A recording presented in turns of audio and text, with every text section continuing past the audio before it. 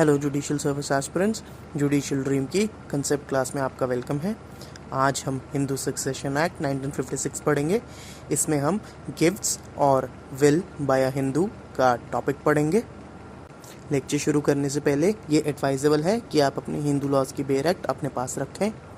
आइए सबसे पहले हम देखते हैं कि एक गिफ्ट क्या होता है। जब कोई व्यक्ति अपना कोई इंटरेस्ट किसी प्रॉपर्टी में रेलिंग्विश कर देता है, वो भी किसी और पर्सन के फेवर में और विदाउट एनी कंसिडरेशन, यानी कि बिना किसी पैसे या कोई भी चीज़ काइंड में लेने से, तो ऐसी ट्रांजैक्शन को हम गिफ्ट बोलते हैं। यहाँ पर जो गिफ्ट देता है उसे डोनर बोलते हैं और जिसके फेवर में गिफ्ट दिया जाता है उसे डोनी बोलते हैं। आप यहाँ पर एक इम्पॉर्टेंट चीज़ को नोट डाउन कीजिए कि अंडर ओल्ड हिंदू लॉ एक व्यक्ति अपनी सारी प्रॉपर्टी को गिफ्ट में नहीं दे सकता था, क्योंकि अगर वो ऐसा करता तो जो उस पर डिपेंडेंट है मेंटेनेंस के लिए, लाइक उसकी वाइफ और उसके बच्चे, वो वंचित रह जाते। अब आइए देखते हैं विल क्या होती है। What is a will? Will का यहाँ मतलब है वसीयत। वसीयत एक ऐसी लीगल डिक्लेरेशन है जहाँ पर एक इंसान अपनी इंटेंशंस को डिक्लेयर करता है और ये इंटेंशंस उनकी प्रॉपर्टी के रिगार्डिंग होती है कि उनकी डेथ के बाद किस तरह से उनकी प्रॉपर्टी का यूज़ होगा, या फिर कि उनकी डेथ के बाद इस प्रॉपर्टी का मालिक या हकदार कौन होगा। इंडिया में विल्स जो होती हैं वो इंडियन सक्सेशन एक्ट से गवर्न होती हैं। आप यहाँ भी नोट कीजिएगा कि अंडर ओल्ड हिंदू लॉ एक व्यक्ति को इजाज़त नहीं थी कि वो अपनी सारी प्रॉपर्टी विल के द्वारा, यानी कि वसीयत के द्वारा किसी के नाम कर दे, क्योंकि अगर वो ऐसा करेगा तो जो उस पर डिपेंडेंट लोग हैं मेंटेनेंस के लिए, लाइक उसकी बीवी और उसके बच्चे, वो वंचित रह जाएंगे। तो हमने ये चीज़ नोट डाउन की है कि एक पर्सन अपनी सारी प्रॉपर्टी को गिफ्ट और विल के through under old Hindu law dispose of नहीं कर सकता था। चलिए आइए अब फॉर्म्स ऑफ विल और गिफ्ट्स की बात करते हैं। यहाँ पर हम सबसे पहले ये पढ़ेंगे कि क्या एक कोपार्टनर अपनी कोपार्टनरी जो इंटरेस्ट होता है जॉइंट फैमिली प्रॉपर्टी में, उसे विल या गिफ्ट के थ्रू आगे डिस्पोज ऑफ कर सकते हैं।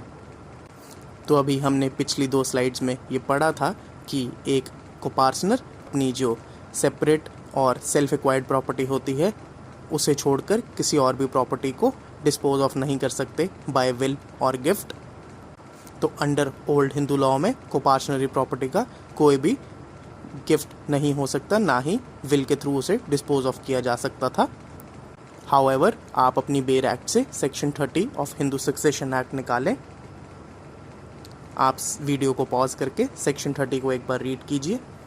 अगर आपने सेक्शन 30 अब रीड कर लिया है तो आप देख पाएंगे अब under the modern Hindu law, यानी कि 1956 के हिंदू सक्सेशन एक्ट के बाद, हिंदू सक्सेशन एक्ट अलाउ करता है किसी भी हिंदू को कि वो एक विल बना सकता है इन रिस्पेक्ट ऑफ बोथ उनकी कोपार्टनरी प्रॉपर्टी या फिर उनकी सेल्फ एक्वायर्ड, यानी कि सेपरेट प्रॉपर्टी। तो अब ये जो ओल्ड हिंदू लॉ के अंदर बार थी कि आप अपनी कोपार्टनरी प्रॉपर्टी को विल के थ्रू डिस्पोज ऑफ नहीं कर सकते, वो एटलीस्ट विल के केस में हट चुकी है। और अब पर्सन अपनी कोपार्टनरी प्रॉपर्टी हो या फिर उनकी सेल्फ एक्वायर्ड प्रॉपर्टी हो, उसको विल के थ्रू डिस्पोज ऑफ कर सकता है और हमें उनके बीवी बच्चों का सोचने की ज़रूरत नहीं है। बट स्टिल अभी भी वो अपनी कोपार्टनरी प्रॉपर्टी को थ्रू गिफ्ट डिस्पोज ऑफ नहीं कर सकते और खाली अपनी सेल्फ एक्वायर्ड प्रॉपर्टी को ही थ्रू गिफ्ट डिस्पोज ऑफ कर सकते हैं। इसके बाद हम सेकंड फॉर्म ऑफ गिफ्ट पढ़ेंगे, जहाँ पर एक फादर अपनी सेल्फ एक्वायर्ड प्रॉपर्टी को गिफ्ट करते हैं। अगर हम यहाँ फादर की बात कर रहे हैं एज अ डोनर, तो ऑब्वियसली डोनी यहाँ पर उनके चाइल्ड होंगे। तो जैसा कि हमने पीछे पढ़ा कि सेल्फ एक्वायर्ड प्रॉपर्टी को अब सेक्शन 30 के आने के बाद कोई भी किसी तरह से भी गिफ्ट भी कर सकता है और विल में भी दे सकता है। तो ऑब्वियसली यहाँ पर फादर अपनी प्रॉपर्टी, सेल्फ एक्वायर्ड प्रॉपर्टी को गिफ्ट कर सकते हैं या फिर विल में भी बच्चे को दे के जा सकते हैं। बट क्वेश्चन हमारा यहाँ ये नहीं है। यहाँ हमारा क्वेश्चन ये है कि अगर फादर अपनी सेल्फ एक्वायर्ड प्रॉपर्टी को बच्चों को गिफ्ट करके जाते हैं तो बच्चे उसे क्या एज एंसेस्ट्रल प्रॉपर्टी लेंगे या फिर एज अ सेपरेट प्रॉपर्टी लेंगे।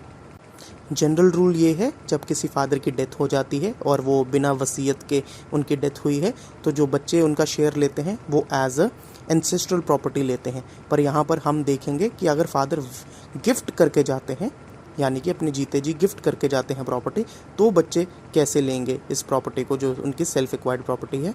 तो यहाँ पर आपको चेक करना है दो चीज़ें कि अगर फादर ने बच्चों को गिफ्ट दिया है, लेट्स से 2 बच्चे हैं ए और बी, तो वो क्या एक तरह से पार्टीशन की फॉर्म ऑफ गिफ्ट है कि उनको अपना अपना उन्होंने शेयर दिया है, या फिर एब्सोल्यूट राइट दी है गिफ्ट की, या फिर एब्सोल्युटली जो प्रॉपर्टी दी है वो एब्सोल्युटली दी है कि आपको इस चीज़ का जो करना है करो, इसे बेचो, इसे मॉर्टगेज करो, इसे लीज पे रखो, आपकी खुद की मर्ज़ी है, जो करना है इस प्रॉपर्टी के साथ करो। तो हमें ये चीज़ चेक करनी होगी। अगर तो वो आपको लगता है कि ये एज अ पार्टीशन दोनों के शेयर्स को डिफ़ाइन किया है, तो जो बच्चे हैं वो उसे एज एन एंसेस्ट्रल प्रॉपर्टी लेंगे। पर अगर वो एब्सोल्युटली उनके पास पावर है उसको एलियनेट करने की, बच्चों के पास उनको एब्सोल्युटली फादर ने राइट्स दी हैं, तो वो इसे एज अ सेपरेट प्रॉपर्टी लेंगे। इसके बाद हमारा थर्ड फॉर्म ऑफ गिफ्ट है gift out of love and affection.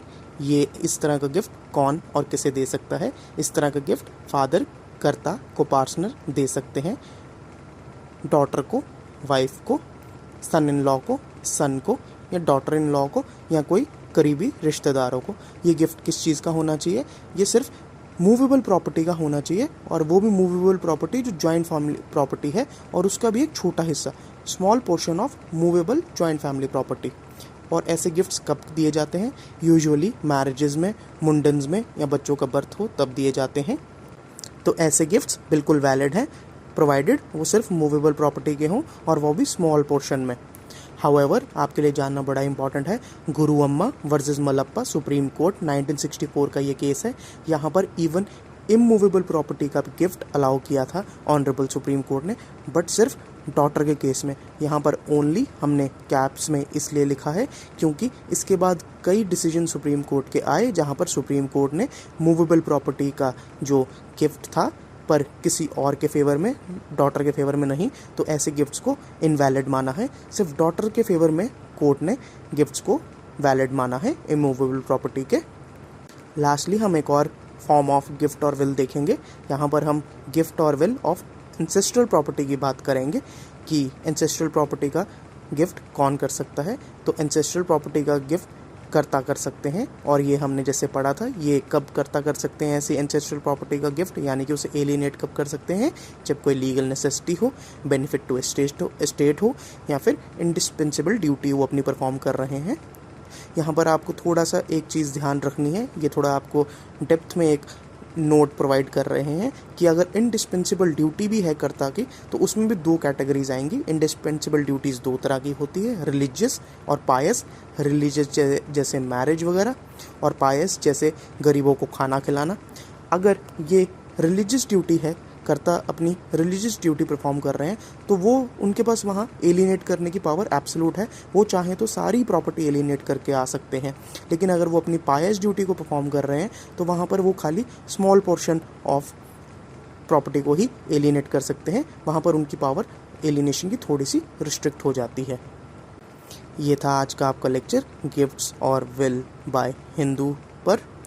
अगर आपको इस टॉपिक पर मॉडल आंसर या फिर MCQ की PDF चाहिए तो आप हमारा WhatsApp group, Telegram channel join कर सकते हैं, लिंक डिस्क्रिप्शन में है।